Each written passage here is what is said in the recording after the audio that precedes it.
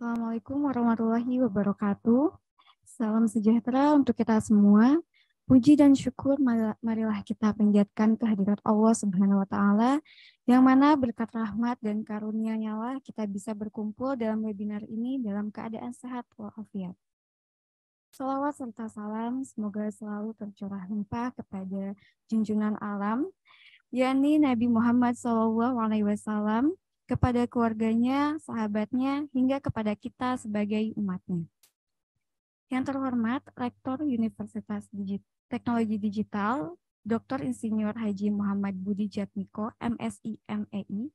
Yang terhormat, Ketua Prodi Manajemen Bapak Rian Haditya, SEME. Yang terhormat, Dosen Pengampu Bapak Dr. Supriyadi, SEMSI. Dan yang terhormat para narasumber yang telah hadir pada hari ini. Tak lupa saya ucapkan terima kasih kepada para peserta webinar yang telah meluangkan waktunya. Terima kasih untuk antusiasme yang sangat luar biasa untuk ikut turut serta dalam acara webinar kami yang bertemakan membedah peluang bisnis kecantikan. Bersama saya, Regina Vista Dewi sebagai MC pada acara hari ini. Sebelum memulai, saya akan membacakan tata tertib webinar terlebih dahulu. Peserta hadir 10 menit sebelum acara dimulai. Peserta menggunakan nama sendiri pada identitas Zoom, berpakaian rapi, sopan, dan siap mengikuti acara di tempat atau ruangan yang wajar. Pada saat pemateri berbicara, mikrofon wajib di-mute. Selain kegiatan virtual, video peserta wajib dinyalakan. Jika ada aktivitas atau kegiatan yang mengganggu visualisasi, maka peserta harus off-cam. Peserta memperkenalkan diri di kolom chat. Pada sesi sharing dan tanya jawab, peserta dapat bertanya dengan cara raise hand menggunakan persetujuan moderator. Peserta mengisi daftar hadir melalui link yang telah di-share di kolom chat. Peserta yang berbicara adalah peserta yang dipersilahkan oleh moderator. Sopan dan santun mengikuti webinar sampai selesai. Peserta yang meninggalkan webinar sebelum acara selesai harus mengajukan izin di kolom chat. Dan yang terakhir, fokus tertib mengikuti webinar. Selanjutnya, saya akan membacakan susunan acara. Yang pertama ada pembukaan, pembacaan ayat suci Al-Quran, menyanyikan lagu kebangsaan Indonesia Raya, sambutan, pemateri dan tanya jawab, penyerahan cenderamata, dan yang terakhir ada penutupan. Baiklah teman-teman, untuk memulai acara hari ini, mari kita buka dengan membacakan basmalah bersama-sama. Bismillahirrahmanirrahim. Semoga acara kita berjalan dengan lancar dari awal sampai akhir. Selanjutnya yaitu pembacaan ayat suci Al-Quran yang akan dibacakan oleh Saudara Muhammad Ari Juwanto. Kepada Saudara Ari dipersilahkan. Assalamualaikum warahmatullahi wabarakatuh. A'udzu billahi minasyaitonir rajim. Bismillahirrahmanirrahim. Alhamdulillahi rabbil alamin. Ar-Rahmanir-Rahim. Maliki yaumiddin. Iyyaka na'budu wa iyyaka nasta'in. Ihdinas siratal mustaqim. Siratal ladzina an'amta 'alaihim ghairil maghdubi 'alaihim waladdallin. Bismillahirrahmanirrahim. Alif lam mim. Dzalikal kitabu la raiba fihi hudal lil muttaqin. Alladzina yu'minuna bil ghaibi wa yuqimuna sholata mimma razaqnahum yunfikun. Walladzina yu'minuna bima unzila ilaika wa ma unzila min qablik wa bil akhirati hum yuqinun. Ulaika ala hudan min rabbihim wa ulaika humul muflihun. Shadaqallahul azim. Terima kasih kepada Saudara Ari yang telah membacakan ayat suci Al-Quran. Selanjutnya, mari kita menyanyikan lagu kebangsaan Indonesia Raya. Hadirin dimohon duduk dalam posisi tegak.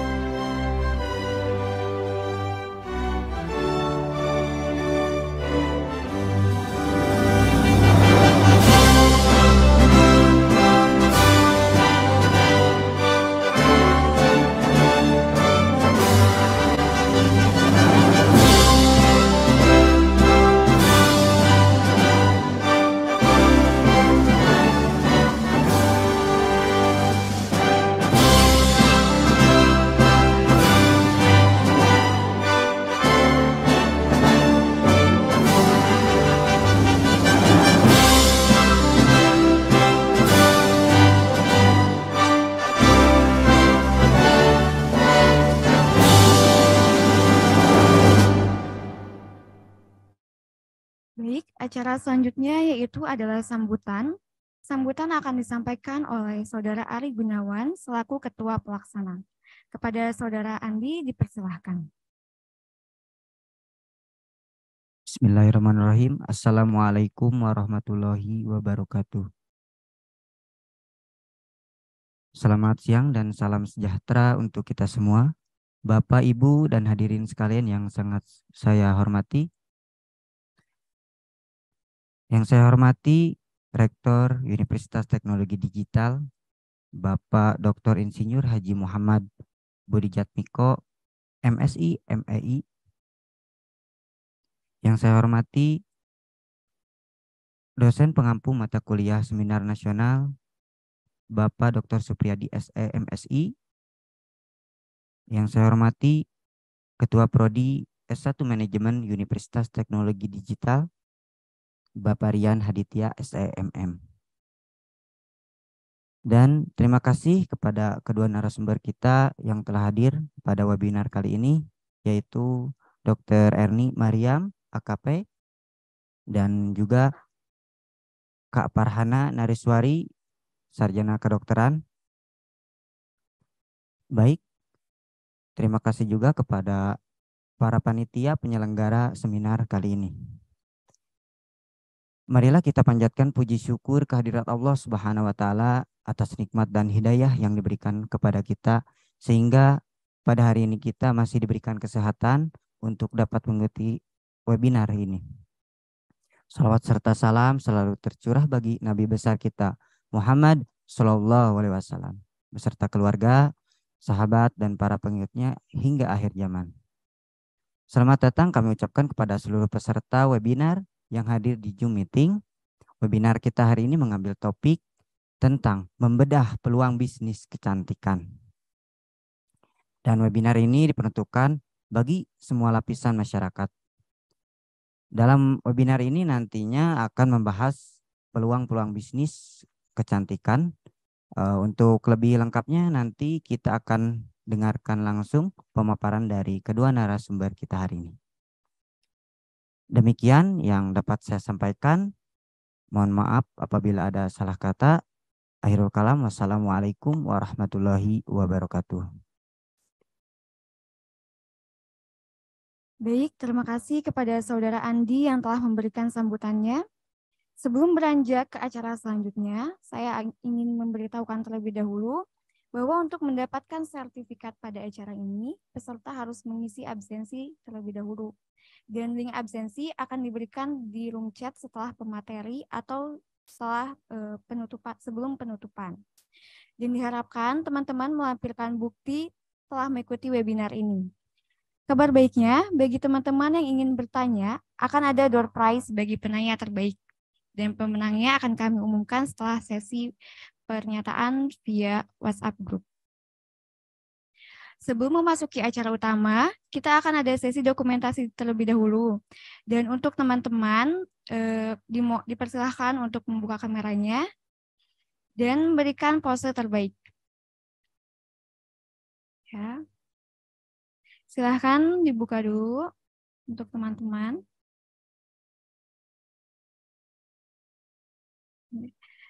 Tiga, dua, satu. Baik, foto selanjutnya ya. 3, 2, 1. Ya. Baiklah. Tiba saatnya kita di acara inti yang telah kita tunggu-tunggu, yaitu pemaparan materi yang akan disampaikan oleh para narasumber yang telah hadir, yakni Dr. Erni Mariam AKP, selaku praktisi kecantikan dan owner bisnis, dan Saudari Fahara Nariswari, Esked, Mojang Bandung, tahun 2019, sekaligus runner-up Putri Indonesia Jawa Barat tahun 2022. Acara ini akan dipandu oleh moderator kita, yaitu Saudari Fahara Tazkia. Kepada Saudari Fahara dipersilahkan. Baik, terima kasih atas waktunya yang telah diberikan. Assalamualaikum warahmatullahi wabarakatuh. Perkenalkan, nama saya Fahara Tazkia selaku moderator yang akan memandu acara webinar tentang membedah peluang bisnis kecantikan bersama Dr. Erni selaku owner klinik Kanaya, dan Kak Farhana sebagai dokter muda juga Mojang Kota Bandung di tahun 2019, berikut Putri Indonesia Jawa Barat tahun 2022. Sebelum masuk ke acara inti, Dok, boleh dong sedikit diceritain kesibukannya nih sebagai owner klinik Kanaya, biar peserta webinar juga tahu. Ya, sebelumnya saya mau nyapa dulu nih. Halo, Assalamualaikum untuk teman-teman mahasiswa, mahasiswi Universitas Digital ya. Saya Dr. Erni Mariam, saya owner Kanaya Klinik. Sekarang saya sedang sibuk sebagai owner klinik, juga sebagai komisaris di suatu perusahaan PT Kim namanya, Kanaya Indonesia Medica. Juga ada lagi di bidang properti juga. Gitu teman-teman kesibukannya. Boleh dari Kak Farhana sendiri, sebagai dokter muda nih, boleh diceritain sedikit kesibukannya sekarang ini lagi ngapain? Oke, Assalamualaikum warahmatullahi wabarakatuh. Sampurasun. Selamat siang semuanya yang terhormat Bapak Ibu dosen dari Digitech University beserta jajaran dan teman-teman semua. Salam kenal, nama aku Farhana. Saat ini jadi dokter muda dari FK Unpad dan First Runner-up Putri Indonesia Jawa Barat 2022. Nah, beberapa tahun terakhir sambil mengikuti beberapa ajang kecantikan, aku juga aktif di bidang kesehatan reproduksi dan isu-isu hak perempuan sebenarnya. Jadi bareng-bareng sama dosen dari sama teman-teman di kampus juga. Seringkali kesibukannya adalah menjalankan beberapa program, memberikan edukasi kesehatan reproduksi sama acara kegiatan-kegiatan bertema pemberdayaan perempuan gitu. Gitu teman-teman kesibukannya dari Dr. Erni dan juga Kak Farhana. Oke, selanjutnya kita langsung ke acara inti. Mau mendengarkan penjelasan dari Dr. Erni juga Kak Farhana. Presentasi sedikit mungkin ya dari Dr. Erni dan juga Kak Farhana. Waktu dan tempat silakan.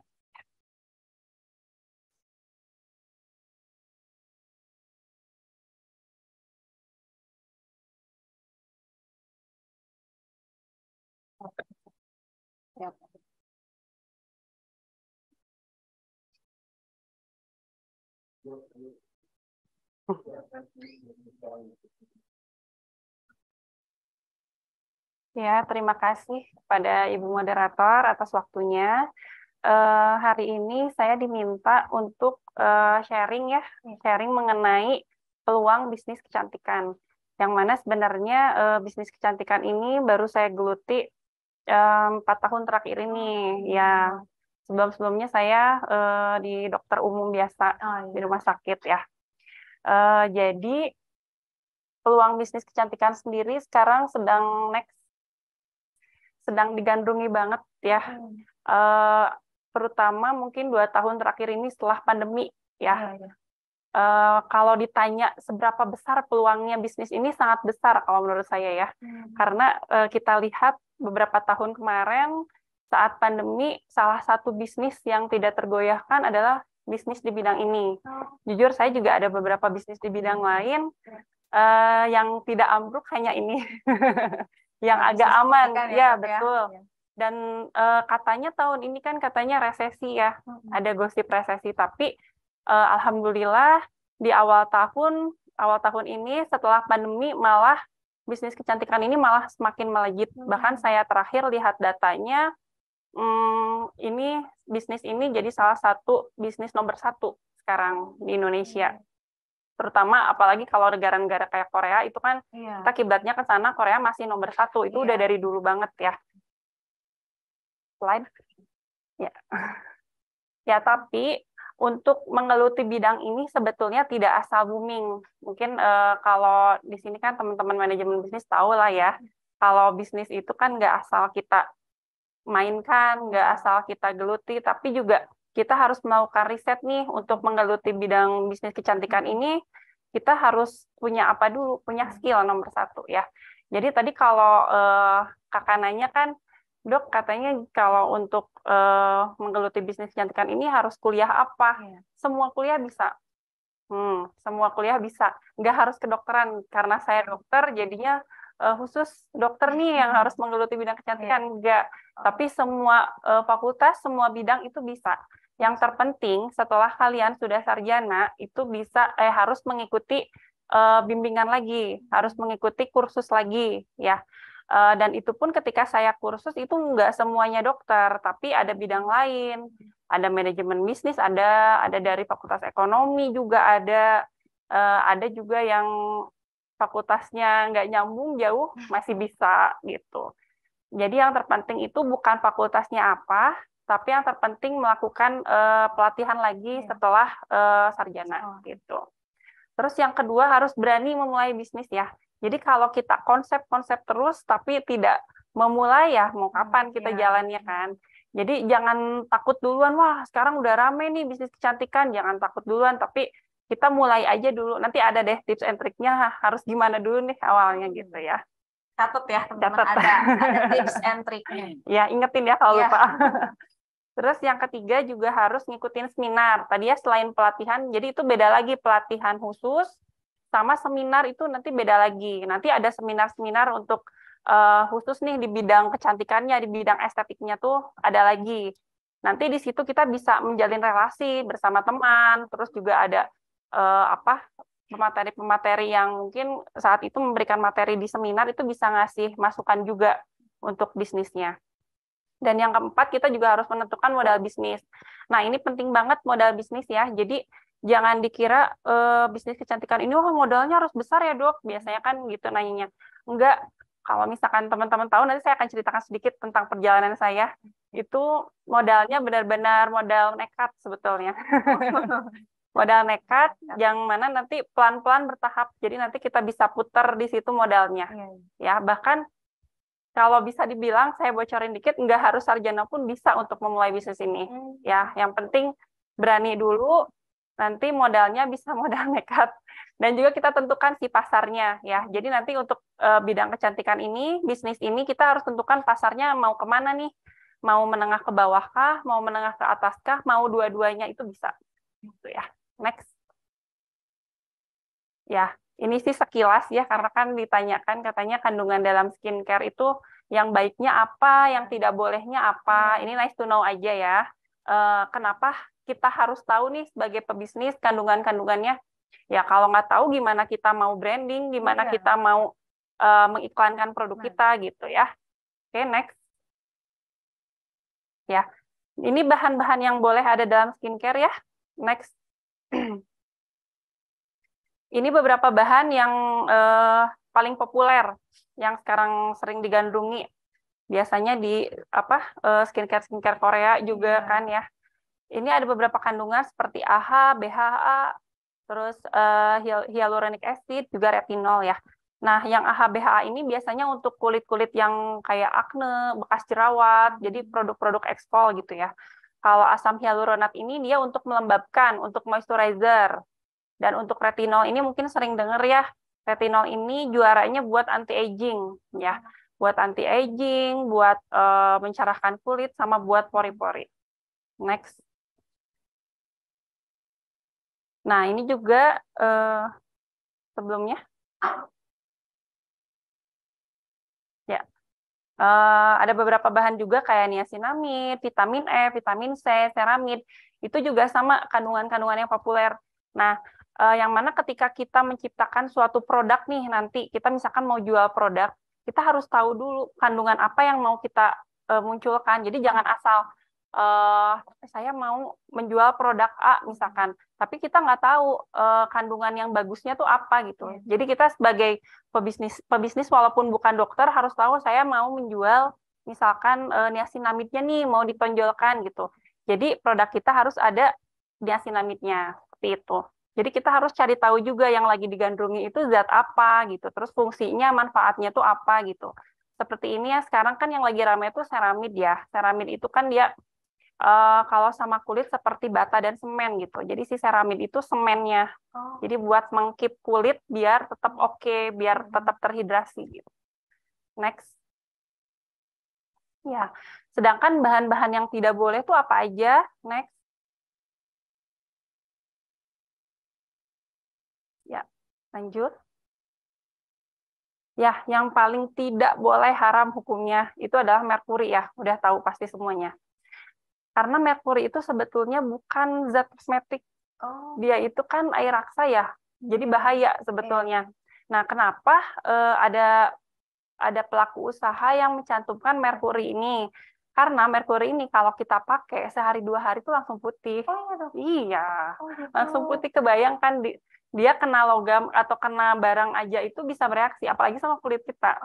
Kalau kena merkuri itu bisa langsung putih. Mungkin pernah lihat lah, atau mungkin pernah mencoba, kan kita nggak tahu ya merkuri itu bahaya. Mungkin pernah coba, seminggu 2 minggu bagus, tapi nanti 3 bulan, 6 bulan, setahun hancur mukanya. Gitu. Ya, nah ini harus kita waspadai ya. Nanti dikasih tahu gimana caranya kita membedakan krim yang ada merkurinya atau tidak ya. Next.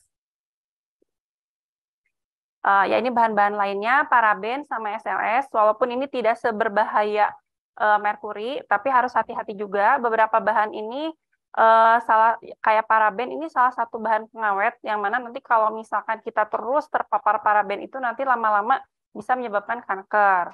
Sedangkan SLS atau SLA ini biasanya kalau pasien-pasiennya sensitif atau alergi itu juga bisa bikin bruntus gitu. Jadi harus hati-hati zat ini. Next. Ya ini beberapa contoh. Sebetulnya ini nggak terlalu kelihatan breakout-nya ya. Untuk yang flek itu ada yang lebih parah. Saya pernah punya pasien itu fleknya benar-benar sewajah hitam menutupi area yang normalnya, sedangkan lehernya putih. Gitu berarti kan doang gitu. Ternyata pas ditanya-tanya dia pernah pakai krim merkuri 1 tahun lebih, jadi hancur mukanya. Jerawat pun ini masih kategorinya ringan sedang. Kalau pasien yang pernah saya dapat itu jerawatnya gede-gede, segede apa sih pilus, lebih sukro kalau bahasa Sundanya, yang gede itu sewajah-wajah penuh, bahkan dia sampai leher.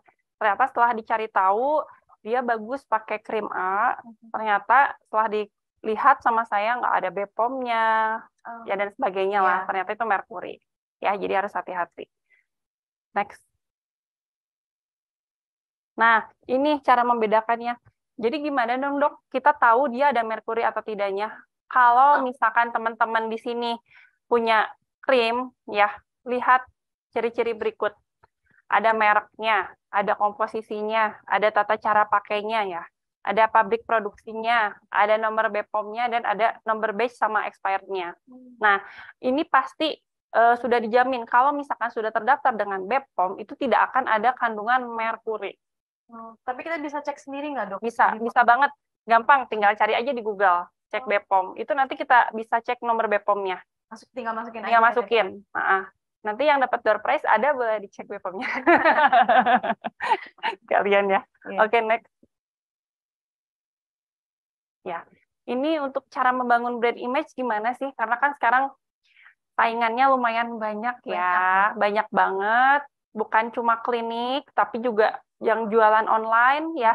Bahkan selebgram juga ikut jualan gitu juga. Terus artis-artis juga ikut jualan. Nah, inilah di sini tantangan kita tahun ini.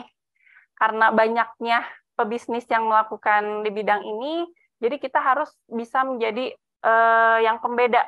Caranya gimana? Oke, next. Ya, intinya inovasi ya. Inovasi sebelum ke sini, sebelum logo dan sebagainya, kita harus terus inovasi produk kita. Jadi jangan jangan ketinggalan zaman. Misalkan kalau 5 tahun yang lalu yang boomingnya itu salah satu kandungan itu arbutin namanya. Zat arbutin dia sebagai whitening.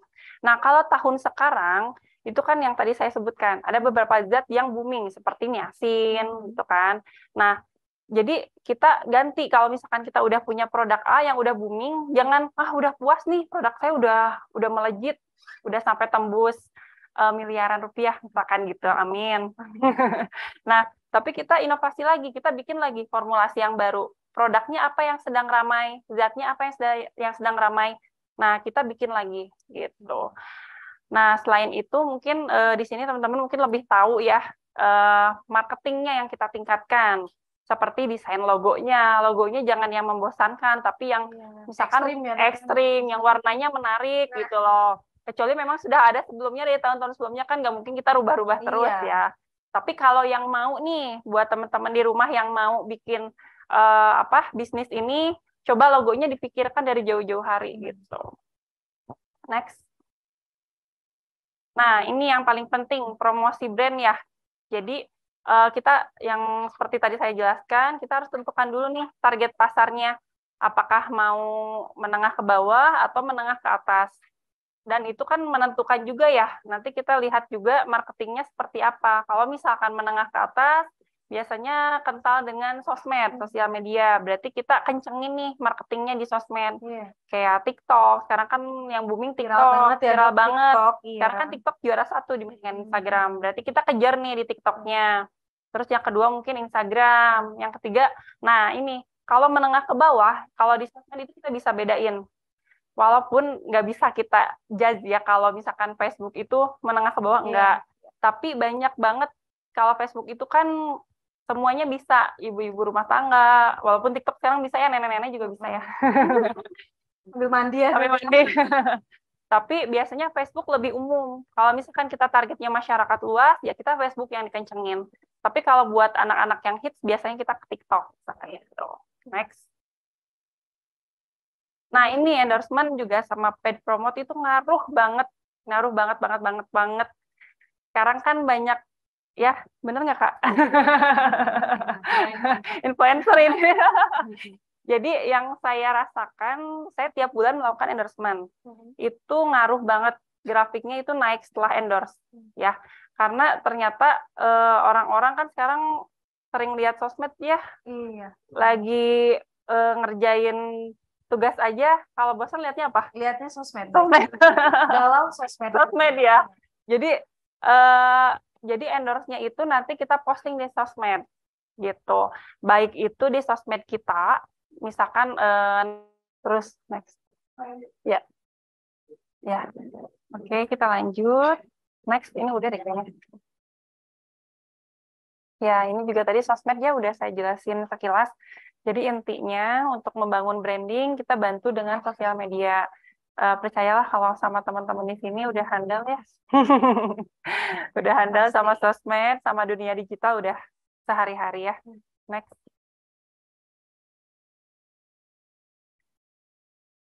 Ya, nah ini kaitannya dengan layanan konsumen. Jadi layanan konsumen juga penting ya. Kenapa? Karena kita kalau misalkan beli sesuatu nih, tapi si penjualnya jutek, malas nggak sih? Malas banget. Ya, malas banget kan. Jadi ya udahlah mending nggak jadi gitu. Iya. Nah, itu hal kecil sebetulnya, tapi hal kecil itu bisa berimbas besar. Kita bisa kehilangan banyak konsumen gara-gara kejutekan itu. Jadi walaupun kita balasnya online, walaupun kita cuma balas WA, tapi itu kita harus terstruktur, harus ramah, harus gercep balesnya. Kita cantumkan di WA-nya, bukanya jam sekian sampai jam sekian. Jadi ketika di luar jam itu slow respon, customer ngerti, oh ya ini tutup gitu kan. Tapi ketika jam kerja kita harus balas secepat mungkin dan seramah mungkin. Ya, kalau misalkan teman-teman di sini mau bisnis online, tapi kalau misalkan mau punya toko, di toko juga ketika melayani, kita juga ketika punya karyawan itu harus diedukasi bagaimana karyawan bisa menjual dengan baik ke pelanggan, itu penting. Biar nggak pada kabur ya dok ya? Betul, karena saya juga mendapat beberapa komplainan nih, misalkan bukan saya, maksudnya pasien tuh datang, ya dok kalau di sana misalkan di klinik B tuh jutek-jutek dokternya, misalkan ya ini mah kalau dokter jutek-jutek dokternya, atau misalkan terapisnya juga jutek, jadinya malas dok. Ya, atau mungkin pelayanannya kurang. Iya, misalkan dari depan nih, dari front office-nya aja udah malas dok, misalkan, wah itu mah bakalan jeblok tuh, pasti jelek ininya, Dicapnya capnya jelek ya. betul. Nah, yang terakhir ini meningkatkan kualitas produk. Tadi udah saya singgung sedikit ya. Jadi, kalau kita mau jualan, yang paling penting sebelum marketing, produk yang kita jual itu benerin dulu kualitasnya. Ya, terutama kalau saya mungkin ini dipersempit di bidang kosmetik. Berarti, misalkan saya mau jualan facial wash, sabun, harus benar dulu kualitasnya seperti apa. Termasuk packagingnya juga. Packagingnya, dari mulai packagingnya, kita harus tentuin dengan ada maksud dan tujuan apa. Dari misalkan pemilihan warna, pemilihan desain produknya juga. Nah, terus dari wanginya, terus warna cairannya, itu bisa kita tentuin ya. Nah, mungkin teman-teman di sini bingung ya, aduh dok gimana atau mau memulainya, saya bingung nih. Kok dari tadi muter-muter sampai ke bahan kandungan, terus malah ke strategi marketing. Nah, untuk memulai, teman-teman sebetulnya itu gampang banget sih untuk memulai bisnis ini ya. Yang penting tadi mau dulu. Niat dulu. Niatkan dulu kalau teman-teman mau di bisnis ini. Dan kalau menurut saya, kalau saya tipe untuk memulai bisnis itu bukan yang langsung besar. Tapi kecil-kecilan dulu. Dari nol dulu. Kalau teman-teman belum berani branding punya produk sendiri atau menjual produk teman-teman sendiri, jual produk orang lain.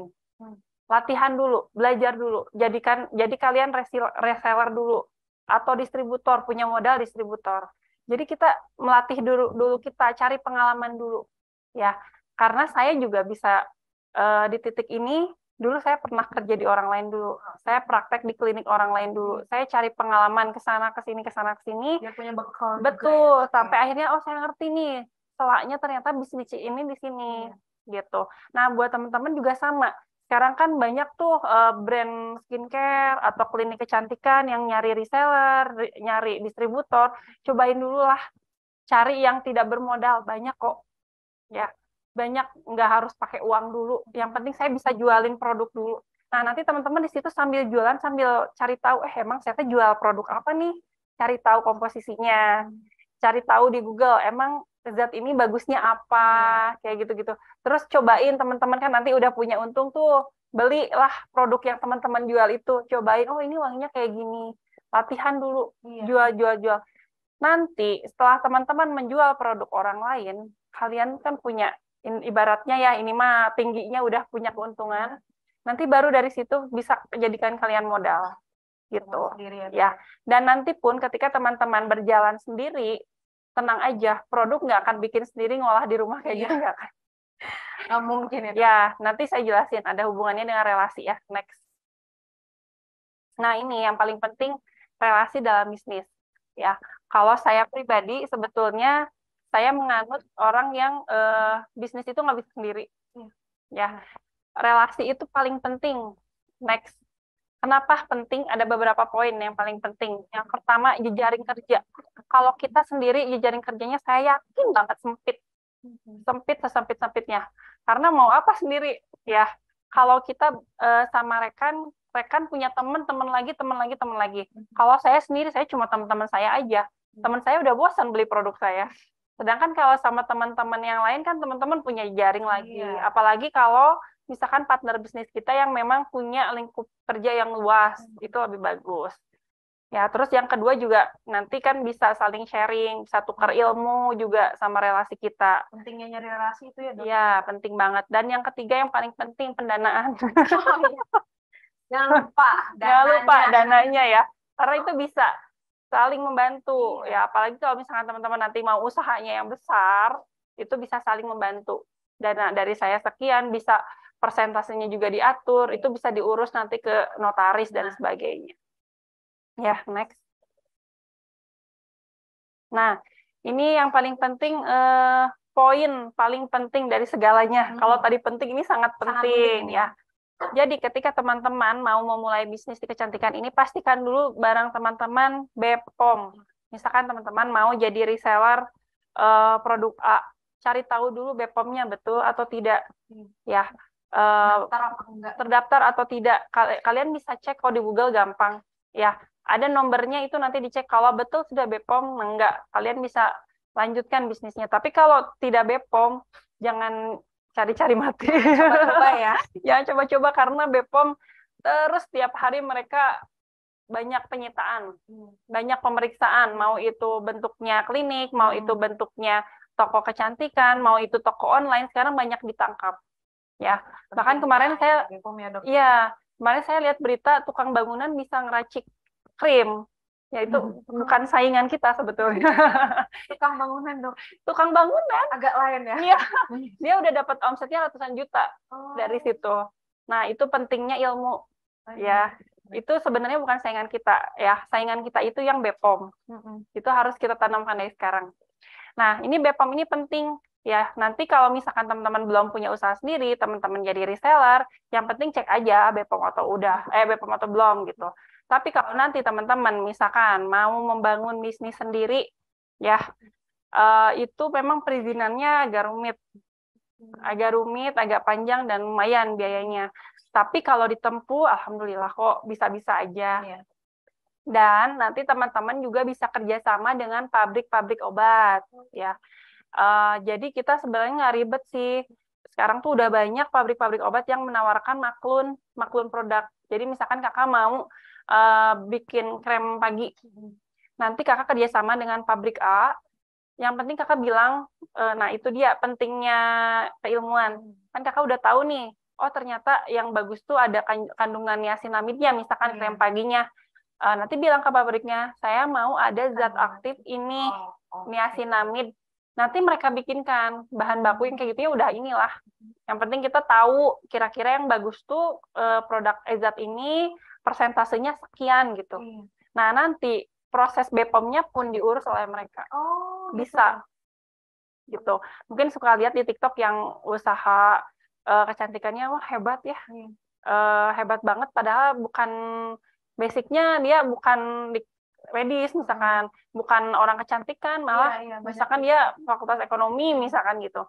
Nah, dia juga kerjasama sama pabrik lah. Gitu, untuk bikin suatu brand. Ya. Next. Ya, ini tahapannya ya. Nanti boleh baca sendiri lah itu mah. Di Google banyak. Next. Nah, ini yang namanya bisnis, kita nggak bisa lihat keuntungannya terus ya. Selalu ada resiko yang akan kita dapat, pasti itu mah. Next. Ya, kalau kecelakaan kerja itu umum. Nah, ini yang nomor 2, ini poin yang selalu akan didapatkan oleh pebisnis kecantikan. Komplain dari pelanggan. Ya, yang namanya komplain itu akan selalu ada. Kalau di bisnis kecantikan ini beda sama kayak jualan seblak. Kalau jualan seblak, aduh saya sakit perut, pasti nggak akan komplain kan ke tukang seblak ya. Salah sendiri makan seblak. Iya, benar. Tapi kalau misalkan skincare ini, misalkan, aduh kenapa saya jadi beruntusan, pasti dia WA. Pasti dia WA ke kita.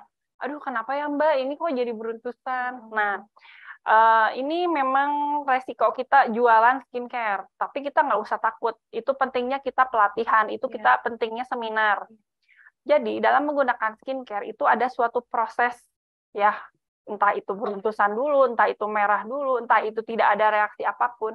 Jadi yang terpenting bagaimana kita menjelaskan kepada pelanggan bahwa itu suatu proses, bahwa itu nantinya gini gitu, ada penjelasannya.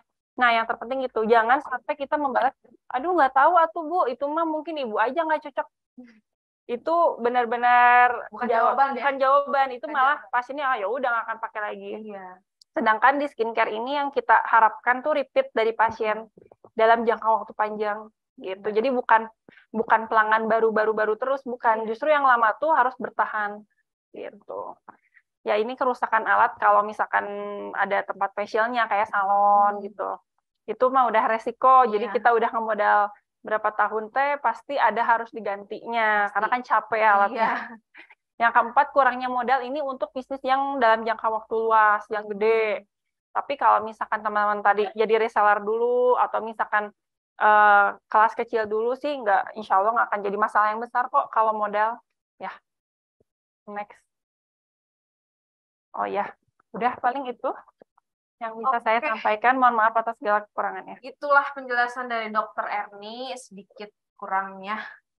Selanjutnya mungkin Kak Farhana mau menjelaskan sedikit materi. Boleh. Untuk teman-teman webinar selanjutnya bakal dijelaskan oleh Kak Farhana.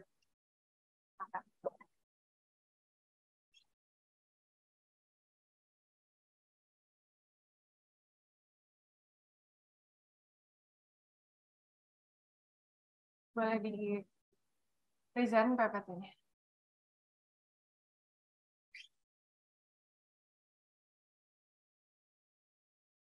Oke, Assalamualaikum warahmatullahi wabarakatuh. Waalaikumsalam. Selamat siang lagi semuanya. Semoga masih semangat dan tetap antusias. Jadi materi aku ini judulnya adalah kecantikan, beauty through the eyes of Indonesian women. Jadi dari mata para perempuan Indonesia gitu. Hatur nuhun buat teman-teman dari Digitech University, hatur nuhun juga Dr. Erni atas pemaparan materinya. Nah, materi yang ini tuh masih nyambung sebenarnya sama materi yang sebelumnya, dan mudah-mudahan bisa membuka wawasan baru dan perspektif baru. Mudah-mudahan juga sambil sharing-sharing dan cerita-cerita gitu ya. Sebenarnya kecantikan itu apa sih, dan apakah kecantikan itu A, B, C, dan D gitu. Jadi next. Ya, ini perkenalkan lagi, salam kenal semuanya. Nama aku Farhana. Jadi ceritanya waktu aku awal kuliah di Unpad, itulah kali pertama sebenarnya aku ikut ajang kecantikan lah ya, ikut Duta Kampus Universitas Pajajaran, alhamdulillah juara 1. Kemudian lanjut ke Mojang Jajaka Kota Bandung, terus ke Putri Indonesia Jawa Barat. Nah, awalnya tuh aku bukan selebgram, bukan model, hanya mahasiswa biasa.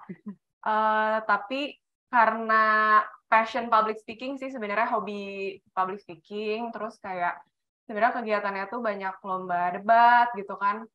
Jadi aku tuh seneng ngomong di depan orang gitu, senang membawa pesan-pesan yang menurut aku tuh harus disampaikan. Jadi dari lingkungan kampus dulu, awalnya tuh aku lumayan aktif di organisasi kampus gitu ya, walaupun bukan anggota BEM, tapi lumayan aktif bekerja sama dengan BEM untuk menyuarakan isu-isu mahasiswa, isu-isu gender, kekerasan seksual, dan lain-lain dari tingkat kampus sampai akhirnya di ajang Putri Indonesia Jawa Barat juga aku bawa terus isu itu mengenai isu perempuan di Jawa Barat, kekerasan seksual yang ada di Jawa Barat, dan lain-lain, termasuk kesehatan reproduksi. Jadi perspektif aku juga sebagai seorang perempuan ya, sebagai Putri Indonesia, dan juga sebagai generasi muda lah ya, generasi masa kini. Mudah-mudahan teman-teman yang laki-laki juga bisa mencerna ini. Kalau misalnya nanti kan suatu hari misalnya punya pasangan atau punya istri gitu, jadi bisa menghargai dan mencintai perempuan selayaknya, seadanya mereka gitu. Next. Nah, ini slide yang pertama ngobrol-ngobrol gitu ya, sambil sharing-sharing. Pertanyaannya adalah, apa benar cantik itu harus kurus, putih, tinggi, atau rambut panjang? Jadi harus putih gitu, bener nggak sih? Atau harus kurus, harus tinggi, terus hidungnya harus mancung gitu kan? Nah, ini akan sangat sulit dijawab karena kenyataannya teman-teman yang skincarean banyak buat supaya kulitnya putih gitu kan, atau banyak yang misalnya pasien-pasiennya dokter Erni juga banyak loh yang ke klinik tuh emang untuk mancungin hidung gitu, atau untuk meniruskan pipi. Yang aku pun gitu berbicara hari ini juga kalau ngaca, iya aku tuh meni tembem gitu kan, meni ada jerawat, ada apa segala macem. Jadi ini akan jadi topik yang menarik karena harus apa ya, berpikir kritis gitu. Next. Nah, buat teman-teman yang ciwi-ciwi, pernah lihat nggak sih iklan seperti ini? Jadi kalau aku mungkin udah apa ya, dibilang remaja, ya udah remaja akhir lah ya. Pas awal-awal muncul Instagram, jadi kalau sekarang itu banyak banget penjual obat mata minus. Nah, sebelum para penjual obat mata minus itu ada, sebelum mereka itu leluhurnya adalah peninggi, pelangsing, pemutih. Iya, benar. Itu selalu ada di setiap postingan Instagram. Dan sampai sekarang juga masih banyak kok produk-produk yang cara marketingnya tuh kayak gini. Ini aku nggak bilang bener atau salah ya, cuma kayak ya ada emang banyak yang ngiklannya kayak gini gitu. Jadi ada banyak juga lotion ya, lotion bukan lotion pemutih ya, lebih kayak ya lotion kayak kosmetik tubuh gitu loh, yang membandingkan before after kayak gini. Krim-krim kayak gini kan. Nggak salah kok untuk ngasih before and after gitu ya. Dan aku juga belum memberikan apa ya, pernyataan kok. Sebenarnya kan nggak apa-apa ya, standar kecantikan kan beda-beda gitu. Jadi ada banyak nih iklan-iklan kayak gini, dan aku tuh di sosmed tuh cukup galak gitu. Jadi kadang-kadang aku tuh bikin Instastory yang kenapa para pelaku beauty pageant gitu misalnya terang-terangan di endorse produk-produk yang marketingnya kayak gini. Karena kalau anak-anak kecil di luar sana bakal merasa kalau dia itu jelek karena dia hitam gitu misalnya, bahwa putih cantik tuh harus seputih itu gitu, kudu bodas kok kenapa. Standar cantik tuh putih kan. Iya, next. Nah, ini buktinya, ini dari Instagramnya Raisa. Dari zaman dulu loh ini, dari awal-awal Instagram ada, itu benar menjamur sebelum adanya para penjual obat mata minus itu gitu, di mana-mana iklan pelangsing, pemutih, apalagi tuh bahkan udah ada kan vitamin kacamata minus. Nah, ini awal mula dari ini. Nah, dari sejak sosial media ada, itu sangat menjamur sih, sampai pastinya teman-teman yang awalnya biasa-biasa aja kayak sebenarnya pede-pede aja juga jadi bertanya-tanya kan gitu, emang aku ini ya gendut ya, atau misalnya aku kurang putih atau kurang apa, karena melihat iklan-iklan kayak gini, atau ya influencer-influencer yang mencontohkan kalau standar kecantikan itu ABCD kan. Next. Nah, kemudian ada data terbaru gitu, nemu sih ini dari jurnal gitu ya, dari berita-berita, bahwa menurut Kementerian Pemberdayaan Perempuan, 56% anak perempuan di Indonesia itu krisis percaya diri. Jadi kayak mungkin dari segi psikologi mungkin ya, ketika kita meneliti remaja-remaja di Indonesia, 56% tidak percaya diri, terutama didominasi oleh anak perempuan.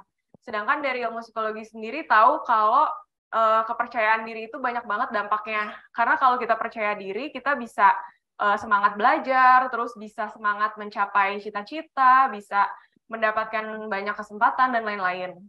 Jadi di Indonesia ini banyak yang tidak percaya diri gitu, baik secara apa ya, mungkin kemampuan intelijensi maupun secara fisik gitu.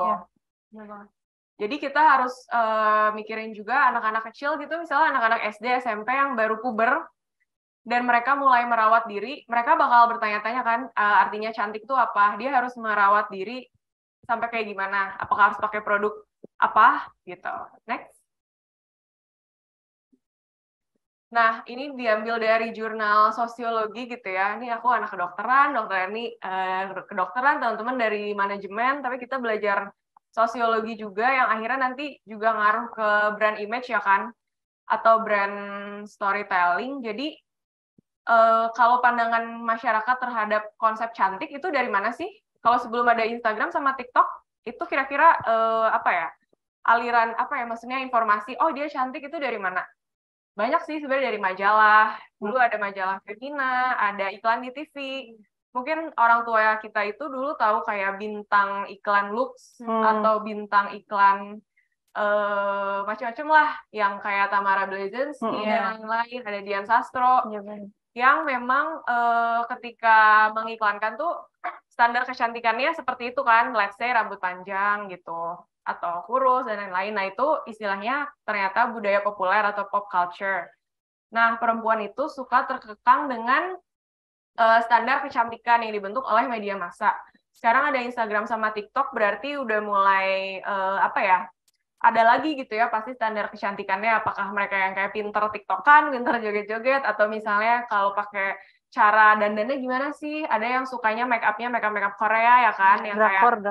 Iya, dari drakor gitu ya dok. Kadang-kadang pas K-pop atau Korea awal muncul tuh cara kita berdandan sering kayak apa sih, ada tren-tren pakai lip tint misalnya, kayak ada yang make up-nya tuh yang blush apa sih, kayak demam gitu loh, apa ya namanya?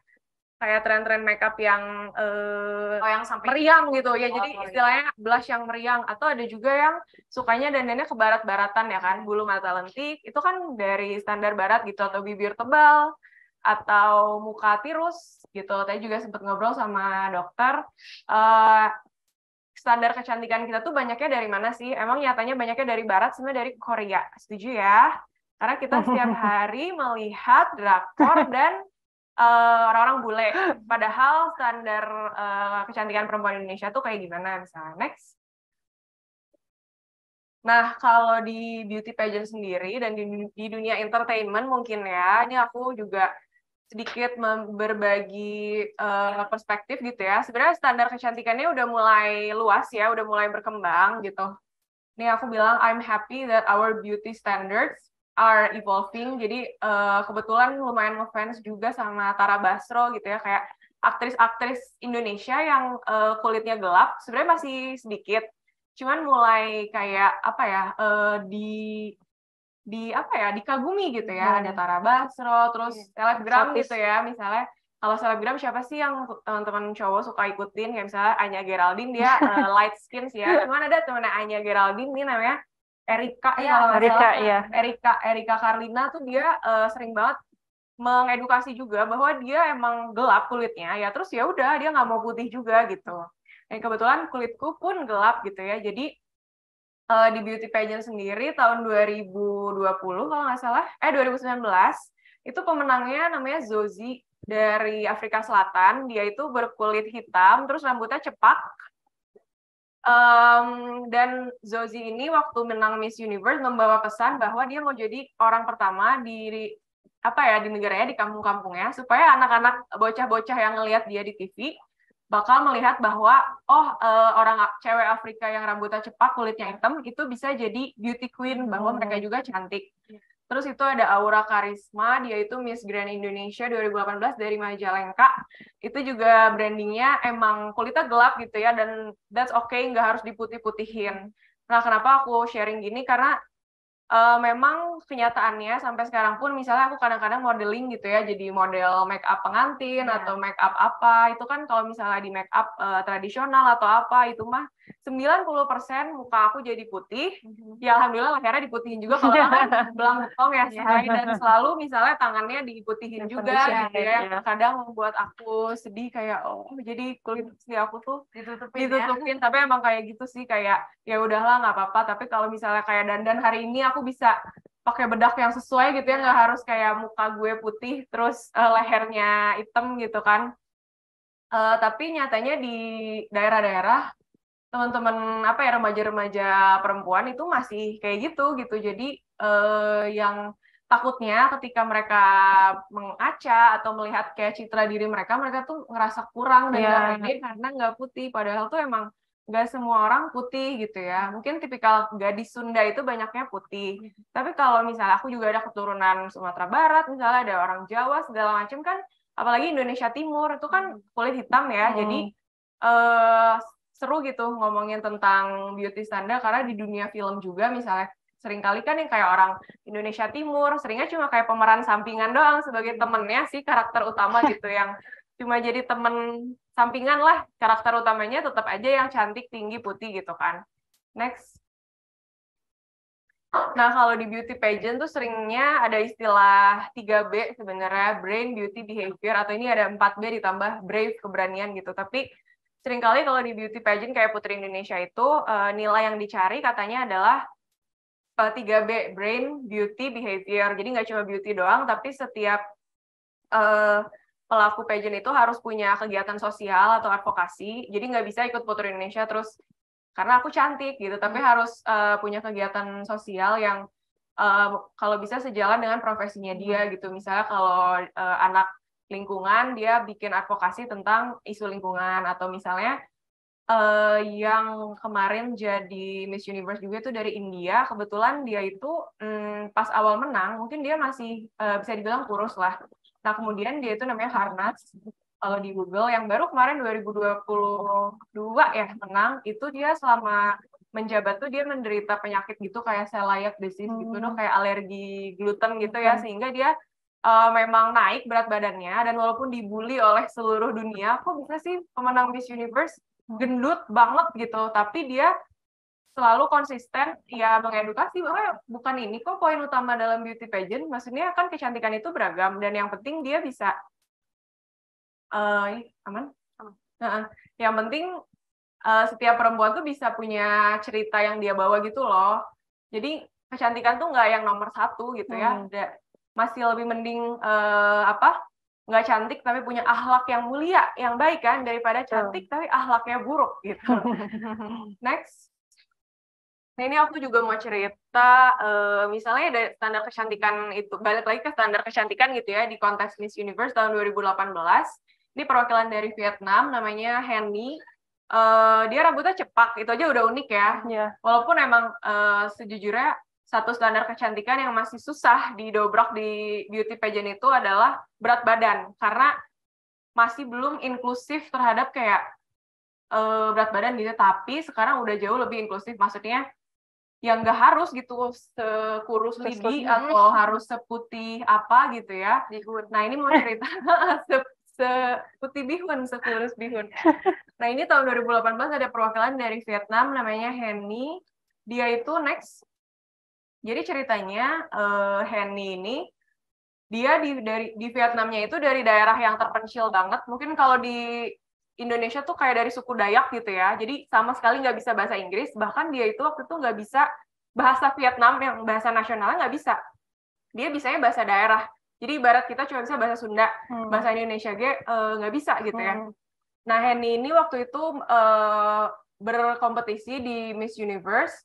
Dia itu berasal dari suku yang kalau misalnya udah usia 13 atau 14 tahun wajib menikah, nggak boleh nggak nikah. Jadi hampir-hampir dia itu jadi korban pernikahan dini kan. Tapi dia itu anak ketiga dari keenam, dan waktu dia SMP, setelah SMP dia bandel. Jadi dia keluar dari kampungnya. Dia bisa dibilang kalau sesuai tradisi dia diusir berarti dari suku itu karena dia menolak untuk nikah. Jadi di usia 14 tahun dia mau terus sekolah. Kemudian sampai akhirnya dia kuliah juga di Vietnam menggunakan uangnya sendiri dan menjadi gadis pertama dari desa itu yang berani untuk keluar dari desa itu dan menolak untuk menikah. Karena dia itu umur 14 dipaksa wajib menikah. Akhirnya di Miss Universe ini dia membawa ya advokasi bahwa kalau dia aja bisa dengan latar belakang yang maaf kayak di bawah garis kemiskinan banget gitu. Orang tuanya juga sederhana banget, terus dia bisa di Miss Universe itu top 5. Pada waktu itu Indonesia tuh top 20 apa top 10 kalau pokoknya Vietnam ini dia masuk top 5, nggak bisa bahasa Inggris, rambutnya cepak, tapi dia membiayai diri sendirinya dengan modeling gitu. Jadi dia menolak untuk dinikahkan dan mau menggapai cita-cita dulu gitu. Next. Nah, kalau tadi itu jadi setiap pelaku beauty pageant itu punya ceritanya sendiri gitu loh. Jadi harus punya advokasi atau isu sosial yang dibawa. Nah, aku sendiri sekarang udah ikutan 3 ajang kecantikan sih gitu ya, dari Putra Putri Pajajaran, terus Mojang Jajaka Kota Bandung, Putri Indonesia Jawa Barat, yang awalnya tuh aku bukan selebgram dan bukan juga model. Ketika banyak teman-teman yang lain tuh background-nya udah dari bidang entertainment sih, jadi banyaknya kalau di beauty pageant ikut Mojang Jajaka tuh banyak yang emang udah modeling gitu kan, ada yang emang udah hobi dari kecil. Jadi awalnya agak-agak kaget ketika main sosmed, terus di Indonesia tuh ada banyak komunitas namanya pageant lovers gitu, jadi kayak orang-orang yang ya berminat pada dunia pageant yang nanti mendukung para perwakilan Indonesia kayak gitu. Dan awalnya ketika aku awal kayak posting foto atau mulai dikenal ya kalau aku tuh mau ikut Putri Indonesia Jawa Barat, alhamdulillah sih banyak komen-komen positif gitu kan, jadi kenal juga background aku tuh dari mana, terus mendapat pujian ada, tapi komentar-komentar yang jahat-jahat itu juga luar biasa banget dialami sama banyak sekali pelaku pageant gitu ya, ibaratnya kalau ketika udah cantik banget, kurus, tetap aja masih ada yang kurang gitu ya, misalnya kurang inilah, kurang mancung lah hidungnya, kurang apa. Kadang-kadang make up-nya dikatain kayak penyanyi dangdut, padahal udah soft banget gitu ya. Terus misalnya, tapi banyak juga komentar yang membangun gitu ya, kayak misalnya harus rajin senyum dan segala macam. Tapi tentunya pas berkompetisi di Putri Indonesia Jawa Barat gitu kan, jadi foto kita tuh selalu diedit bareng bareng peserta yang lain kan. Misalnya siapa yang akan kamu dukung, Farhana atau ini gitu kan. Terus misalnya banyak misalnya orang-orang yang aku dukung ini soalnya si Farhana mah hitam gitu mungkin ya, terus kayak kurang luas gitu atau gini atau hidungnya kurang mancung misalnya atau cabi gitu-gitu. Dan itulah yang harus dihadapi oleh para beauty queens itu, karena banyak dari mereka misalnya emang nggak bisa kurus soalnya dia tuh badannya tipe kayak berotot gitu ya, atau misalnya ada juga yang dia tuh nggak bisa gendut, jadi memang originally kurus. Dibully karena kurang berisi gitu ya. Kurus banget pun ini harus naikin berat badan karena kamu kurus banget, jadi serba salah kan. Ketika bahkan ya kayak Miss Universe mana gitu ya, 2 bulan kemudian misalnya nambah berat badan, paling juga nambah berapa sih, nggak nyampe 5 kilo mungkin, saking dilihat ini lengannya menggendut ya, atau kayak sekarang agak berisi gitu-gitu tuh sangat-sangat diteliti dan dikomentari gitu. Tapi ini aku bilang deep inside, jadi dalam hati harus punya kepercayaan diri dan harus mengingatkan diri sendiri kalau kita itu pinter, kita itu cantik, kita itu unik. Pokoknya kita itu harus sayang sama diri sendiri gitu. Next. Nah, dari yang 3B tadi, brain, beauty, behavior, kan seringkali ditanya ya kalau di panggung pageant gitu, mana yang menurut kamu lebih penting, beauty atau behavior, atau brain atau beauty gitu kan, mending kecantikan apa otak yang pinter gitu ya. Dan nggak ada jawaban benar, nggak ada jawaban salah gitu loh. Dan akhirnya setelah mengikuti beberapa ajang kecantikan, akhirnya aku simpulkan bahwa sebenarnya artinya kecantikan, kayak kenapa kita harus dandan, kenapa harus dress up gitu dan lain-lain. Ya udah sih, aku menyimpulkan bahwa ketika kita merasa cantik, kita tuh happy. Terus kayak dandan, merasa cantik, itu yang paling penting bukan cantiknya sih, tapi percaya dirinya ya kan. Jadi kayak pernah kan pas pandemi banyak psikolog menyarankan walaupun kita stay at home tetap harus dandan, tetap harus supaya moodnya bagus gitu, supaya percaya diri, terus kita bisa jadi kreatif, dan ya kita harus jadi inspirasi buat anak-anak perempuan di luar sana kalau kita perempuan harus percaya diri dan harus merawat diri karena kita sayang sama diri sendiri, bukan buat dilihat oleh laki-laki gitu. Next. Nah, jadi ini mungkin figur-figur aktris Indonesia yang sering jadi standar kecantikan gitu ya. Ada Wulan Guritno, Sophia Latjuba, Pevita Pierce, Dian Sastro, Anya Geraldine, yang emang cakep-cakep gitu ya dan sangat berbakat. Tapi kalau kita misalnya menyamakan diri kita dengan seseorang, ya nggak mungkin udah bukan anak kembar gitu Iya. ya, pasti Nggak bisa juga. nggak bisa disamain. Jadi kita semua tuh unik dan cantik dengan cara kita masing-masing kan. Next. Nah, alhamdulillahnya menurut aku 5 tahun terakhir lumayan progresif banget sih ya dalam industri kecantikan kayak make up, skincare, dan lain-lain. Karena aku masih inget banget kayak mungkin pada saat SMA pun pas awal aku belajar make up gitu ya, ketika brand di supermarket cuma ada merek apa gitu, misalnya merek inisial W atau saya masih satu grup ya, Makeover, Wardah, satu grup ya sama Emina segala macam. Dan sering banget ketika pakai foundation benar-benar nggak nemu shade yang cocok karena semua foundation lokal tuh emang putih kali ya, jadi pas dipakai di muka asa abu-abu gitu. Tapi alhamdulillah beberapa tahun terakhir aku rasa progresif banget ya brand-brand ini ngeluarin berbagai shade, malah berlomba-lomba biar warna kosmetik mereka yang paling banyak gitu supaya bisa dijangkau oleh kita yang berwarna kulit gelap. Dan skin tone tuh kan ada yang putih, ada yang kuning, ada yang kalau aku sawo matang kali ya, terus ada yang coklat gitu kan kayak orang-orang Indonesia Timur segala macam. Next. Jadi per skincarean juga aku rasa dari model yang dipakai itu udah nggak harus yang putih banget gitu ya. Karena kan kalau dulu lihat iklan itu benar-benar nggak ada sih kayaknya model yang sawo matang. Jadi ketika lihat iklan di TV tuh masih kayak kulit kusam, berjerawat, terus pasti afternya tuh kayak jadi putih gitu kan. Padahal kalau kita lihat kulit aku tuh kayak before-nya gitu loh, terus aku harus jadi putih gitu kan. Ini tuh brand nama beauty yang punya Luna Maya. Ya, jadi model-modelnya juga beragam gitu ya. Ada yang rambutnya keriting, ada yang warnanya, ada yang kulitnya gelap, sawo matang, kuning langsat, putih sampai putih banget. Jadi udah inklusif gitu ya. Tapi menurut aku dulu tuh belum kayak gini gitu. Jadi benar-benar model-model skincare teh kudu bodas gitu. Next. Nah, di komunitas Instagram juga aku seneng banget melihat banyak influencer yang, kalau influencer makeup sama skincare mah udah biasa lah ya, tapi banyak banget influencer yang sharing cerita-cerita terpuruknya mereka gitu sebenarnya. Ada komunitas support system teman-teman yang jerawatan gitu kan. Ada yang jerawatnya parah gitu dan akhirnya saling sharing, saling menguatkan, bisa pakai produk ini, produk ini. Terus ini kakak kelas aku yang IG-nya Oinmins ini dia edukasi cara perawatan rambut keriting. Nah ini udah topik yang lain lagi nih. Nanti suatu hari kalau masyarakat kita udah paham bahwa kulit sawo matang itu nggak apa-apa, tugas selanjutnya adalah menormalisasi rambut keriting karena berdasarkan testimoni orang-orang yang rambut keriting, kalau mereka ke kantor atau kerja, mereka tuh sering banget dapat komentar, ih nggak nyisir ya, itu rambut meni jebak gitu, rambutnya gede banget, nggak disisir, nggak dicatok, nggak apa, banyak banget teman-teman rambut keriting yang ended up nyatok terus tiap hari sampai rambutnya lurus, terus akhirnya jadi rusak ya. Karena kita melihat rambut keriting itu kayak berantakan dan nggak rapi gitu, padahal emang aslinya rambut keriting gitu kan, nggak harus dilurus-lurusin.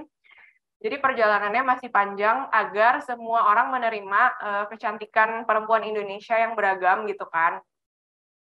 Apalagi apa ya, sekarang juga udah banyak laki-laki yang skincarean juga kan yang tidak salah gitu untuk merawat kulit yang berminyak atau berjerawat misalnya gitu. Jadi semoga teman-teman yang nanti calon-calon pebisnis kaya raya juga jika mendevelop sebuah brand segala macam pasti ada brand storytelling kan ya. Sekarang udah zamannya berarti bikin storytelling yang inklusif gitu.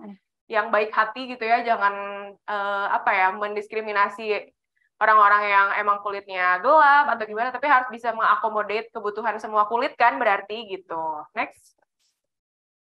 Ya ini pasang foto sendiri, baru posting minggu lalu, kebetulan bikin photoshoot yang emang kulit akunya yang nggak diputih-putihin gitu. Jadi terus caption aku ceritanya, everyone deserves to feel beautiful, no matter the color, shape, and sizes gitu kan. Jadi mungkin seperti itu perspektif dari aku sendiri mengenai beauty atau kecantikan. Semoga kita bisa mengobrol lebih panjang ya kan, seru gitu kalau ngobrol mengenai isu kecantikan. Wabillahi taufiq wal hidayah. Wassalamualaikum warahmatullahi wabarakatuh. Waalaikumsalam.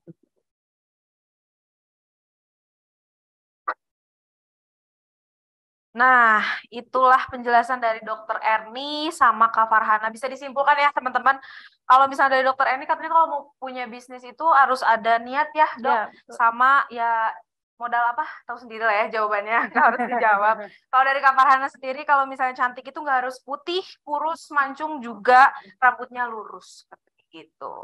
Mungkin sebelum lanjut ke berikutnya, mau ada pertanyaan sedikit nih, Dok, sama Kak Farhana, boleh ya? boleh. Kalau buat dokter sendiri nih,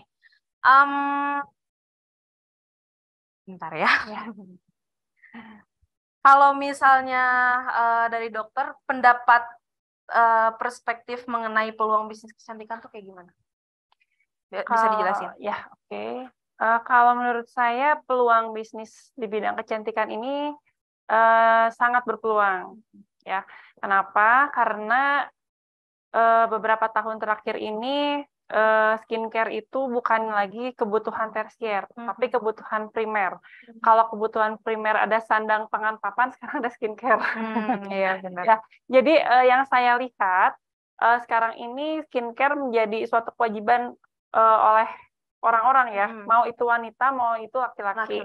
Ya. Jadi saya sering dapat pasien mereka katanya lebih memprioritaskan beli skincare dulu dibanding yang lain. Jadi lebih menghemat divisi lain tuh dibandingkan skincare. Jadi diprioritaskan. Nah, itu menjadi suatu catatan nih untuk kita pebisnis bahwa skincare ini menjanjikan insya Allah ya. Tapi ya itu tadi dengan catatan beberapa hal yang harus diperhatikan seperti misalkan kandungannya yang harus kita perhatikan, juga pasarnya, target marketnya juga harus jelas gitu. Jadi kalau ditanya berpeluangkah, sangat berpeluang. Gitu.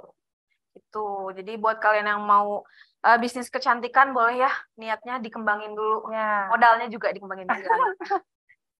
Mungkin kalau buat Kak Farhana, gimana nih tips and triknya cara merawat wajah agar tetap cantik? Mungkin ya, karena kan kalian lihat sendiri ya kalau misalnya Kak Farhana tuh apa sih namanya, udah menurut aku ya standar cantiknya udah dapat ya. Perfect. Boleh Kak dijelasin sedikit ya?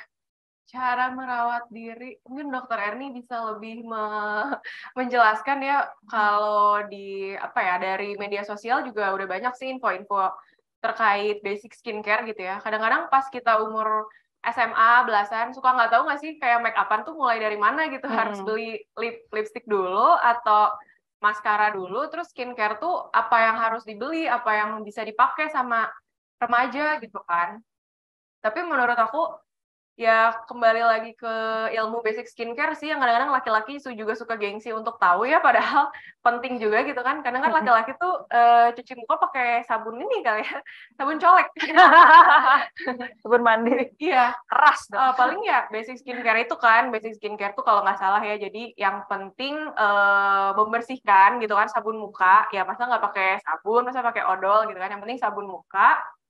Terus udah gitu moisturizer biar nggak kering gitu kan, terus udah gitu sunblock gitu kan. Nah sebenarnya yang kayak seperti itu kan sangat penting nih si sunblock ini, bukan untuk centil-centilan tapi emang untuk merawat kulit gitu ya. Terus aku tuh lebih seneng apa ya dandan perdandanan itu tuh lebih ke untuk apa namanya, menjadi percaya diri gitu ya, kayak waktu pas pandemi kemarin. Jadi pasti kita punya me time lah ya masing-masing, apakah itu maskeran atau apa, kadang-kadang males juga mungkin, tapi ya semoga kita bisa dapat kebahagiaan kita gitu dari hal-hal sederhana kayak mandi, skincarean gitu kan, self love. Hashtag. Itu dia pertanyaan jawabannya, maaf. Oke, selanjutnya sebelum ke ini mungkin ada yang mau bertanya dulu dari peserta webinar. Tolong diangkat tangannya, juga dinyalain kameranya. Atau mungkin ini udah ada Kak Rehlena yang tadi udah chat di. Oh, udah ada. Kalau mau ini mereka buka kamera terus tanya. Kita bacain aja atau ya? Boleh ya, dibacain aja. Ini pertama ada pertanyaan dari Nanda Yuliana. Assalamualaikum, saya Nanda dari Universitas Teknologi di Gitek. Ingin bertanya, jika kita membeli skincare produk A dengan harga 100.000, ini pertanyaan buat Dokter Erni ya. Kira-kira hasilnya sama dengan produk yang berharga lebih tinggi dari produk A nggak, Dok? Dengan kandungan yang ada di dalam produk A dan produk lainnya hampir sama apa enggak? Kayak gitu. Boleh dijawab, Dokter? Oke, terima kasih pertanyaannya untuk Nanda Yuliana. Untuk Ananda. Jadi harga ya pertanyaannya. Iya, harga. Sebetulnya begini, untuk harga itu dia masuk ke kategori marketing. Jadi untuk zat aktif sendiri itu sebenarnya tidak dipengaruhi oleh harga. Kalau pertanyaannya beda enggak hasilnya, insya Allah nggak akan beda. Ya, jadi ya yang murah pun, skincare murah pun, kalau ternyata zat aktifnya memang baik dan cocok nih di kita, insya Allah hasilnya akan baik. Ya, jadi jangan pernah takut beli skincare murah, skincare lokal, ya, karena jangan, oh saya mah malu pakai skincare-nya yang murah, belinya di Indomaret lagi, Indomaret disebut lagi, Indo April, belinya di minimarket lagi gitu, nggak apa-apa, selama itu cocok, selama itu BPOM, pakailah. Jangan karena sekarang banyak branding skincare Korea kan, Korea, jadi gengsi, nggak usah gengsi, yang penting kita seperti tadi Kak Hana jelaskan, yang penting skincare basic kita punya, itu minimal itu. Jadi cantik itu kan tadi ya berbeda-beda perspektifnya ya Kak Hana ya. Nah kita sendiri minimal bisa merawat diri kita dengan basic skincare aja. Jadi nggak harus yang putih banget, nggak harus yang bersih banget, minimal tuh terlihatnya enak aja. Gitu ya. Gitu Nanda. Mungkin dari Kak Farhana mau menambahkan? Cukup. Oke, cukup. Ada pertanyaan selanjutnya dari Muhammad Zidan. Dari Universitas Muhammadiyah Kalimantan Timur, teman-teman. Wow, UMKT. Ingin bertanya seputar skincare nih, Dok. Kenapa jika kita sehabis menggunakan eksfoliasi, tidak diperbolehkan menggunakan niacinamide maupun retinol? Terima kasih. Oke. Terima kasih tadi Kak. Zidan. Zidan ya, jauh ya dari Sumatera ya? Dari Kalimantan. Kalimantan. Timur ya. Zidan, jadi kenapa setelah exfoliating tidak boleh menggunakan beberapa zat? Sebetulnya kalau niacin itu masih diperbolehkan ya Kak ya, karena niacinamide itu dia masih bisa memberikan efek moist atau melembabkan. Tapi kalau retinol itu dia ada beberapa persen yang mengandung zat eksfol juga. Jadi ketika kakak itu setelah exfoliating, kebayangkan udah dibuang sel kulit matinya, dipakein retinol lagi, nanti dia akan lebih ngelupas, akan lebih merah, jadi lebih iritasi gitu. Jadi kalau kakak udah pakai produk exfoliating, lebih baik pakai produk yang shooting dulu gitu, yang melembabkan dulu gitu, yang aman-aman aja. Oke, itu jawabannya ya Kak Zidan. Berikutnya ada pertanyaan buat Kak Farhana nih. Sebenarnya ada pertanyaan buat Dokter Erni juga, tapi kita seling ya Dok ya, nggak apa-apa. Untuk Kak Farhana, ketika Kak Farhana menyuarakan isu untuk being yourself dan bangga dengan diri sendiri, pernah nggak sih Kak dapat judgement kayak, kamu mah udah cantik, nggak tahu rasanya insecure, kayak gitu Kak. Dan kalau iya bagaimana, Kakak menanggapi respon itu seperti apa? Baik, terima kasih untuk pertanyaannya. Ini real banget ya pertanyaannya. Kadang-kadang kan kalau influencer atau beauty queen atau model yang menyuarakan self love ya emang kamu mah emang udah kurus dari sononya, udah glowing dari sananya. Tapi pasti setiap orang tuh aku yakin banget punya insecurity sih, kayak bahkan orang tercakep sekalipun tuh pasti punya sih insecurity-nya gitu ya.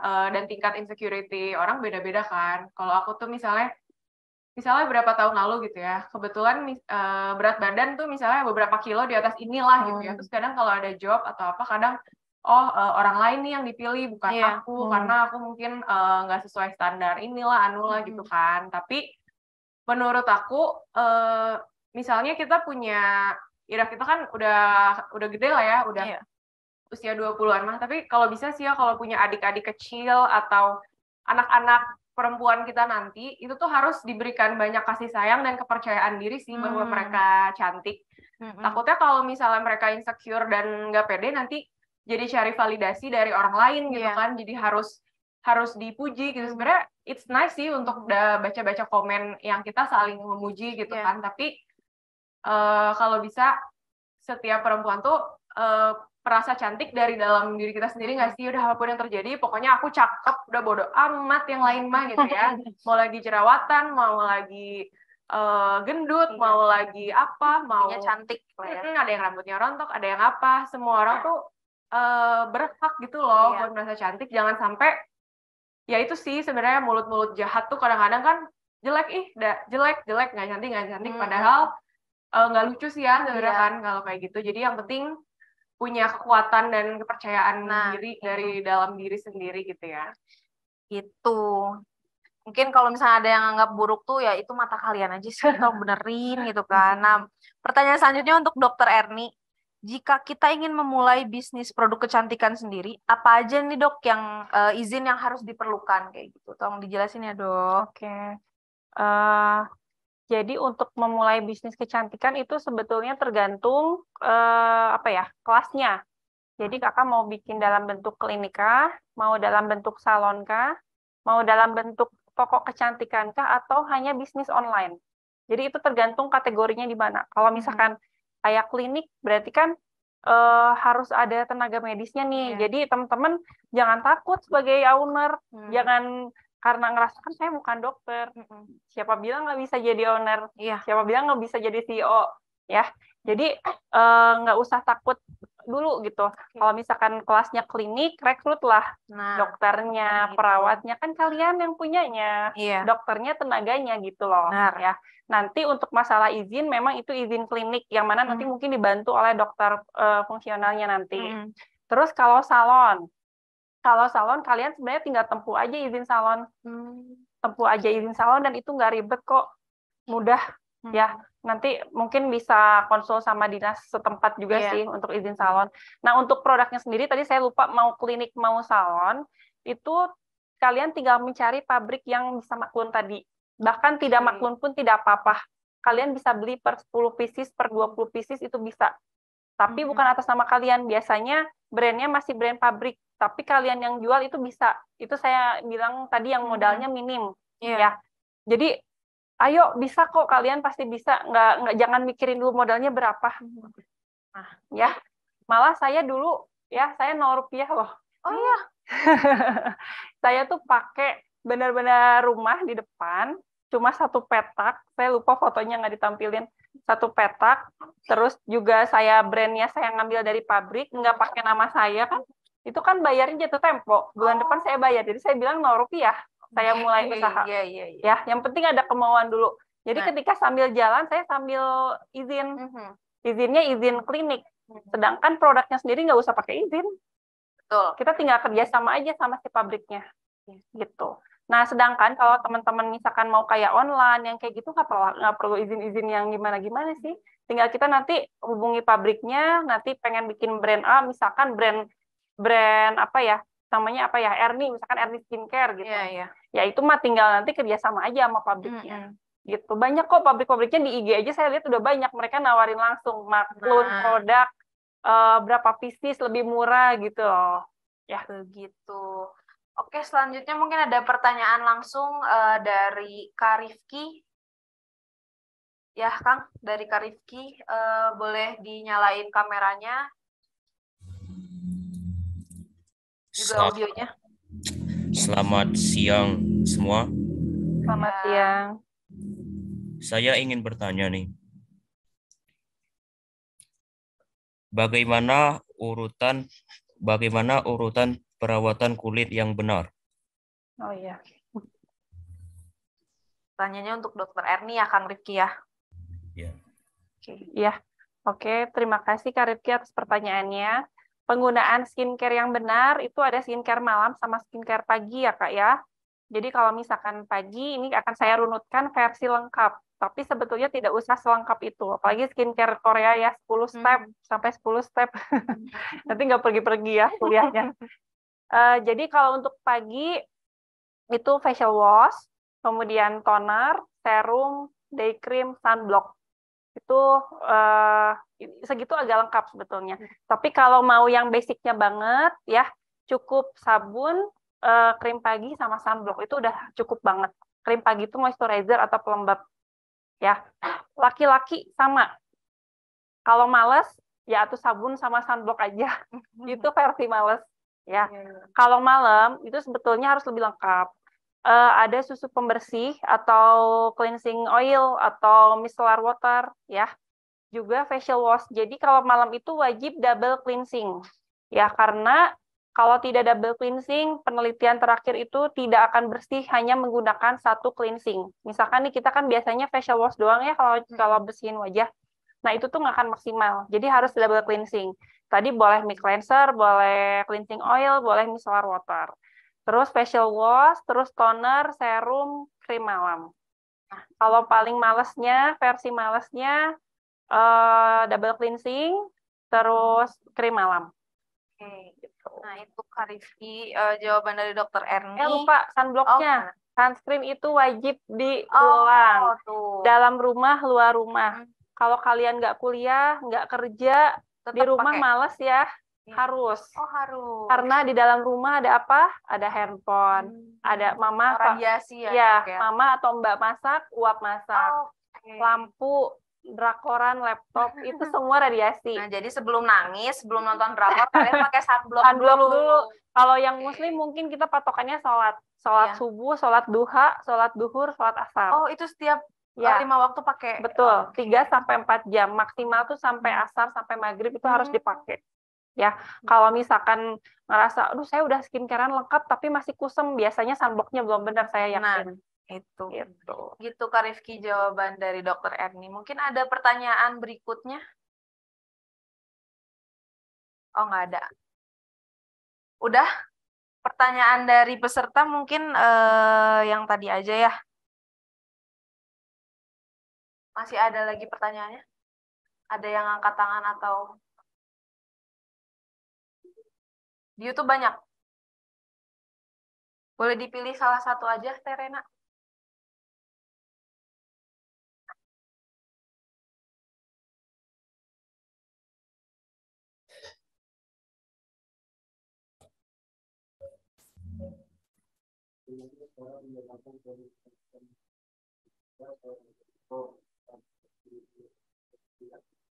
Berarti membedakan BPOM atau enggak ya? Iya.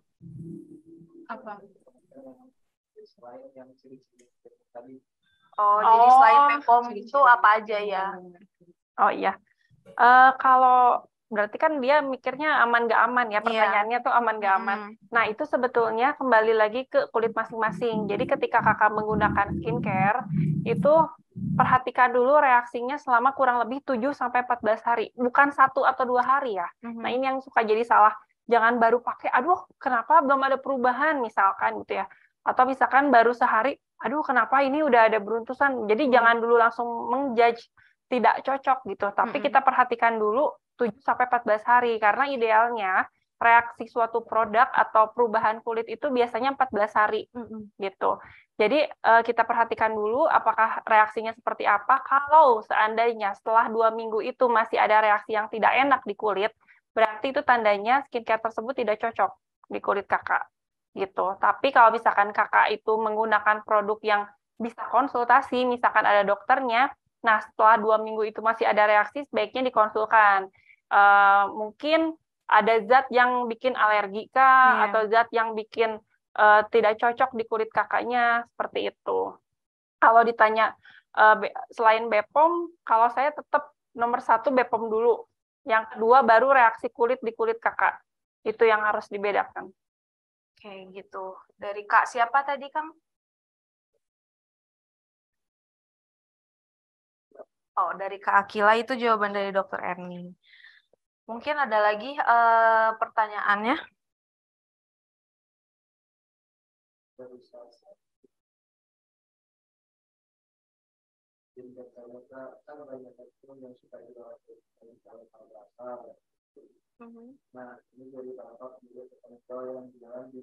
Ya, betul. Bagaimana cara meyakinkan ya, sebetulnya tadi saya sempat singgung ya, saingan kita itu bukan penjual produk abal-abal ya. Saingan kita itu adalah penjual produk BPOM. Jadi jangan pernah takut ya, karena produk yang menggunakan produk abal-abal itu akan ke kita. Percaya deh, saya juga sudah beberapa tahun menggeluti bidang skincare, bidang kecantikan. yang menggunakan produk abal-abal itu mereka datang ke saya mengeluhkan, ini keluhannya gini dok. Pas ditanya ternyata sebelumnya pakai produk abal-abal. Jadi jangan pernah takut, itu bukan saingan kita. Ya, selama BPOM itu insya Allah aman dan kita akan selalu terdepan. Kayak gitu penjelasan dari Dokter Erni.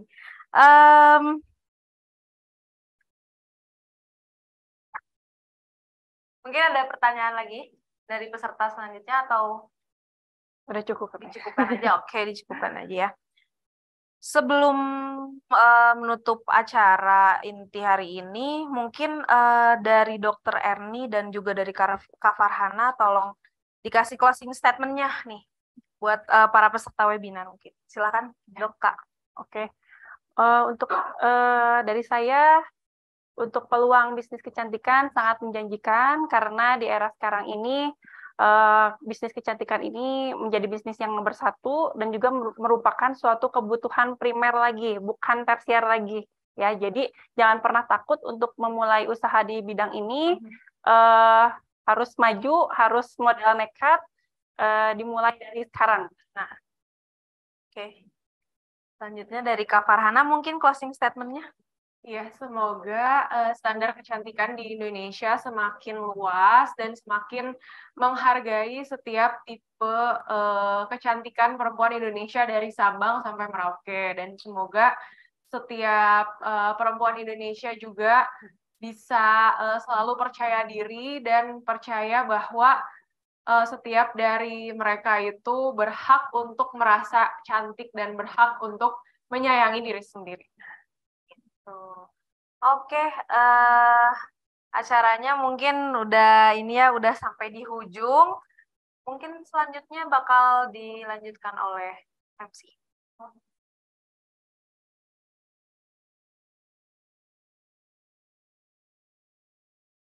Baik, terima kasih kepada moderator yang telah memandu acara kita pada hari ini. Juga terima kasih kepada para narasumber yang memberikan materi yang sangat luar biasa.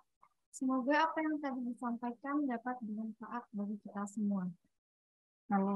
Dan bagi para penanya terbaik, akan kami umumkan di grup WhatsApp hadiah yang diberikan.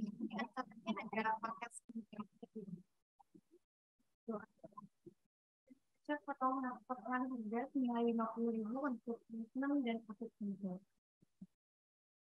Selanjutnya ada penyerahan cenderamata kepada narasumber yang akan diwakilkan oleh Ketua Pelaksana. Pada Saudara Andi dipersilahkan.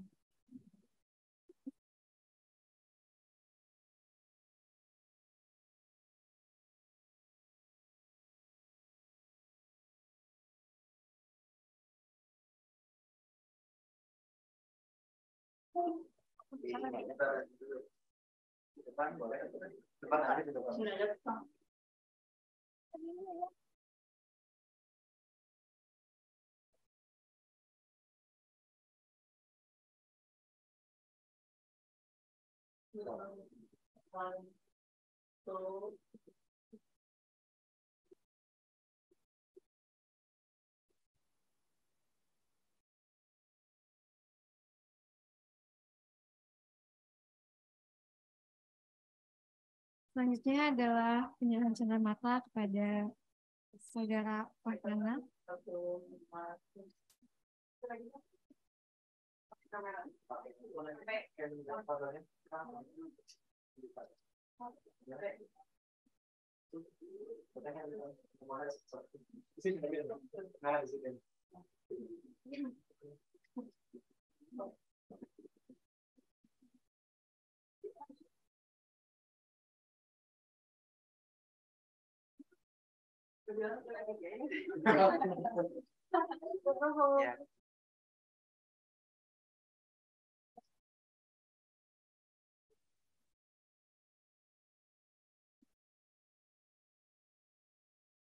Baiklah teman-teman, telah tiba kita pada penghujung acara.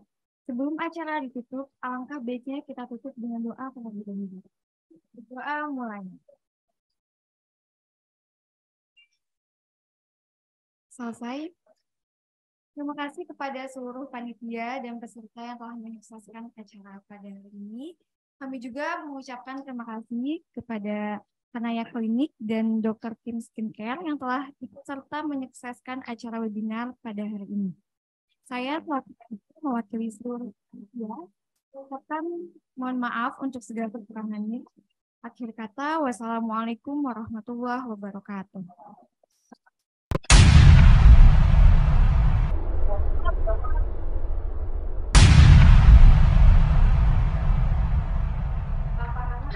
Boleh di